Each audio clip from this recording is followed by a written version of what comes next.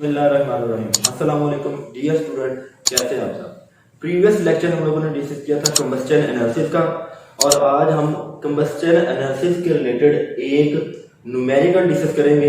Example number हमारी 4 है text book की, और आज इस न्यूमेरिकल में हम एम्पिरिकल फार्मूला फाइंड करेंगे with the help of combustion analysis. एक ऑर्गेनिक कंपाउंड है, उसकी कंबस्चन एनालिसिस की गई है, और कंबस्चन एनालिसिस के रिजल्ट में कार्बन डाइऑक्साइड की अमाउंट दी गई है, वाटर की अमाउंट दी गई है, और ये बताया गया है कि वो ऑर्गेनिक कंपाउंड जिसकी कंबस्चन एनालिसिस की गई है वो कितनी अमाउंट में मौजूद है। वो जो गिवन डेटा है कि मैस ऑफ ऑर्गेनिक कंपाउंड, वो कंपाउंड जिसकी कंबस्चन एनालिसिस की गई है वो कितना है, 0.45439 ग्राम।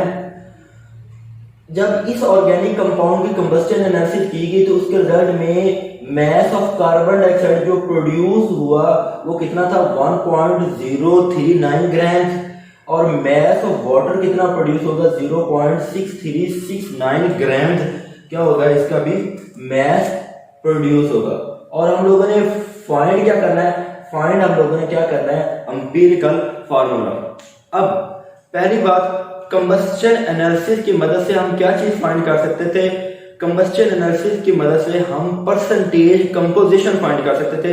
परसेंटेज कंपोजिशन से मुराद percentage of carbon, percentage of hydrogen, percentage of oxygen वगैरह।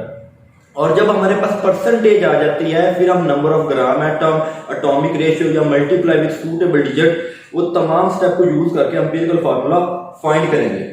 तो फर्स्ट हम क्या करते हैं, परसेंटेज कंपोजिशन फाइंड करेंगे इसी गिवन डेटा की मदद से। तो percentage of carbon, percentage of hydrogen और परसेंटेज ऑफ ऑक्सीजन फाइंड करेंगे। परसेंटेज ऑफ कार्बन फाइंड करने के लिए क्या करेंगे, ऊपर जो मैस रखेंगे वो कौन सा होगा, मैस ऑफ कार्बन डाइऑक्साइड, और नीचे क्या होगा, मैस ऑफ ऑर्गेनिक कंपाउंड। इसको, और मैस ऑफ कार्बन डाइऑक्साइड हमारे पास कितना था, 1.039, और मैस ऑफ ऑर्गेनिक कंपाउंड कितना है, 0.5439 ग्राम था। बाद में इसको मल्टीप्लाई करेंगे किसके साथ, 12 के साथ। ये क्या है, एटॉमिक मैस ऑफ कार्बन, और 44 ये क्या होगा, मैस ऑफ कार्बन डाइऑक्साइड, और साथ हम 100 से मल्टीप्लाई कर देंगे। जब हम इस पूरी वैल्यू को सॉल्व करेंगे तो इसके बाद हमारे पास परसेंटेज ऑफ कार्बन आ जाएगी, वो कितनी है, 52.098%। नेक्स्ट परसेंटेज ऑफ हाइड्रोजन हमारे पास, वो हम लोग कैलकुलेट करेंगे। तो इसकी परसेंटेज कैसे कैलकुलेट करेंगे, मैस ऑफ वाटर ये ऊपर रखेंगे, वो हमारे पास कितना है, 0.6369। इसको डिवाइड कर देंगे mass of organic compound sir, वो हमारे पास 0.5439 ग्राम है, और इसको मल्टीप्लाई करेंगे 2.016 के साथ। ये क्या है, वाटर के अंदर 2 हाइड्रोजन एटम होते हैं, इस वजह से ये 2 हाइड्रोजन एटम का क्या है, मैस है, या हाइड्रोजन मॉलिक्यूल का मैस बोल देते हैं 2.016, और नीचे डिवाइड कर देंगे 18 के साथ। ये क्या है, वाटर का मोलर मैस, और साथ क्या आ जाता है, परसेंटेज फाइंड कर रहे हैं इसलिए मल्टीप्लाई किसके साथ करते हैं, 100 के साथ मल्टीप्लाई करते हैं। जब हम इन वैल्यू को सॉल्व करेंगे तो हमारे पास परसेंटेज ऑफ हाइड्रोजन कितनी आ जाएगी, 13.11%। तो हमारे पास 2 चीजें आ चुकी है, परसेंटेज ऑफ कार्बन और परसेंटेज ऑफ हाइड्रोजन। नेक्स्ट हम क्या करेंगे, नेक्स्ट हमारे पास है परसेंटेज ऑफ ऑक्सीजन, और परसेंटेज ऑफ ऑक्सीजन हम फाइंड करते हैं हमेशा मेथड ऑफ डिफरेंस की मदद से। अगर हमारे पास 3 तरह की परसेंटेज मौजूद है तो उनका सम हमेशा 100 के बराबर होता है। लिहाजा ऑक्सीजन की परसेंटेज फाइंड करने के लिए क्या करेंगे, तो टोटल परसेंटेज कितनी है, 100 होती है, उसमें से हम माइनस कर देंगे किसकी परसेंटेज को, हम percentage of carbon plus percentage of hydrogen, इन दोनों का सम लेंगे, जो सम आएगा उसको 100 में से माइनस कर देंगे। तो माइनस करने के बाद हमारे पास जो आंसर आएगा वो क्या कराएगा, वो कराएगा परसेंटेज ऑफ ऑक्सीजन। तो लिहाजा यहाँ पर ऑक्सीजन की परसेंटेज कितनी आई है, 34.77%। अब पहला काम तो हमारा हो गया कि परसेंटेज हमें मिल गई, परसेंटेज कंपोजिशन। सेकंड काम एम्पिरिकल फार्मूला फाइंड करने में हम जो करते हैं वो क्या होता है, find the number of gram atom. Number of gram atom find करने के लिए अब क्या करना पड़ेगा, सिंपली जो परसेंटेज आती है उसको एटॉमिक मास के साथ डिवाइड करते हैं। अगर कार्बन की परसेंटेज हमारे पास यहाँ पर 52.098 है, इसको डिवाइड कर देंगे कार्बन के एटॉमिक मास 12 के साथ। लिहाजा number of gram atom of carbon, तो परसेंटेज ऑफ कार्बन हमारे पास कितनी है 52.098, इसको डिवाइड कर देंगे कार्बन के एटॉमिक मास से। तो जब हम इसको सॉल्व करेंगे हमारे पास इसका आंसर आ जाएगा 4.34 moles. Number of gram atom हमको हम सिंपली क्या बोलते हैं, मोल कह देते हैं। इसी तरह number of gram atom of hydrogen, तो हाइड्रोजन की परसेंटेज हमारे पास कितनी थी 13.11, और इसको हम डिवाइड कर देंगे हाइड्रोजन के एटॉमिक मास से, वो कितना है 1.008 ग्राम पर मोल। जब हम इसको सॉल्व करेंगे तो हमारे पास जो यहाँ पर मोल्स आ जाएंगे वो कितने हैं 30.01 मोल। ये हमारे पास क्या आ गया number of gram atom of hydrogen. इसी तरह number of gram atom of oxygen हम फाइंड करेंगे। ऑक्सीजन की परसेंटेज हमारे पास कितनी है 34.77, और इसको हम डिवाइड करते हैं किसके साथ 16 के साथ, क्योंकि ऑक्सीजन का एटॉमिक मास है। जब इसको सॉल्व करेंगे तो हमारे पास मोल्स कितना आ जाएगा 2.17 मोल्स। तो सेकंड स्टेप हम लोगों ने कर लिया एम्पिरिकल फार्मूला को फाइंड करने का। अब हम नेक्स्ट चलते हैं स्टेप नंबर 3 की तरफ, और स्टेप नंबर 3 में हम लोगों ने क्या करना है, स्टेप नंबर 3 में हम लोगों ने एटॉमिक रेशियो फाइंड करनी होती है। तो देखो कार्बन के ये मोल्स है 4.34 मोल्स, हाइड्रोजन के मोल है 13.01 मोल, ऑक्सीजन के हमारे पास कितने मोल है 2.17 मोल्स है। तो एटॉमिक रेशियो फाइंड करने के लिए क्या करना होता है, अब ये देखो ये तीन हमारे पास मोल्स है, तीनों में जो स्मॉल होगा उसको हम डिवाइड कर देंगे, सॉरी उसके साथ हम तीनों को डिवाइड कर देंगे। अब कार्बन के मोल, हाइड्रोजन के मोल और ऑक्सीजन के मोल को देखा जाए तो सबसे स्मॉल मोल हमारे पास किसके हैं, ऑक्सीजन के हैं। लिहाजा तीनों वैल्यूज को, तीनों मोल्स को हम 2.17 के साथ क्या कर देंगे, डिवाइड कर देंगे। 4.34 डिवाइडेड बाय 2.17, इस तरह 13.01 divided by 2.17 and 2.17 divided by 2.17। जब हम इसको सॉल्व करेंगे तो ये हमारे पास इसका आंसर कितना आ जाएगा 2 रेशियो। इसको जब हम सॉल्व करेंगे इसका हमारे पास आंसर कितना आ जाएगा 6, और जब हम इसको सॉल्व करेंगे हमारे पास इसका आंसर कितना आ जाएगा 6 आ जाएगा।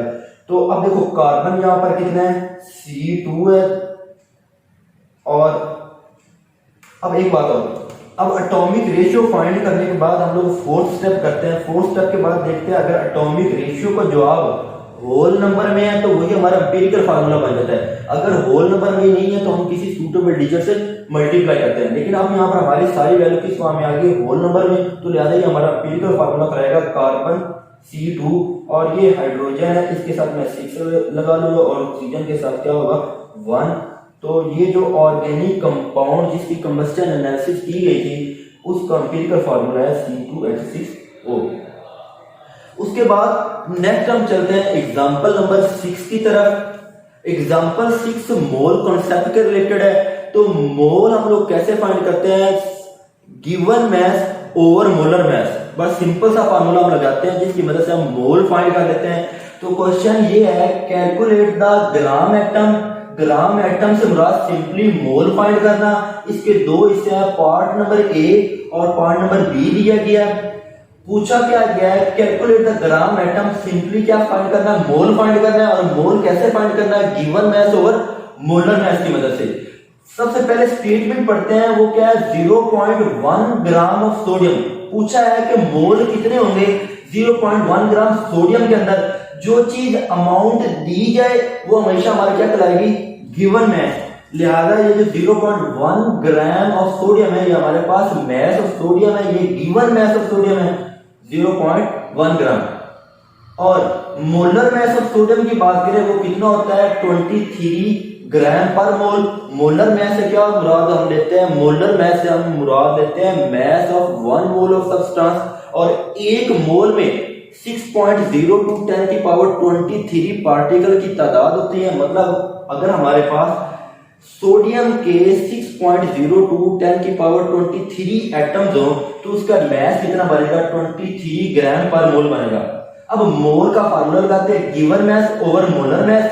गिवन मास कितना है 0.1 ग्राम और मोलर मास कितना है 23 ग्राम पर मोल। जब हम इसको सॉल्व करेंगे तो हमारे पास आंसर कितना आ जाएगा 0.0043 मोल हमारे पास आ जाएगा।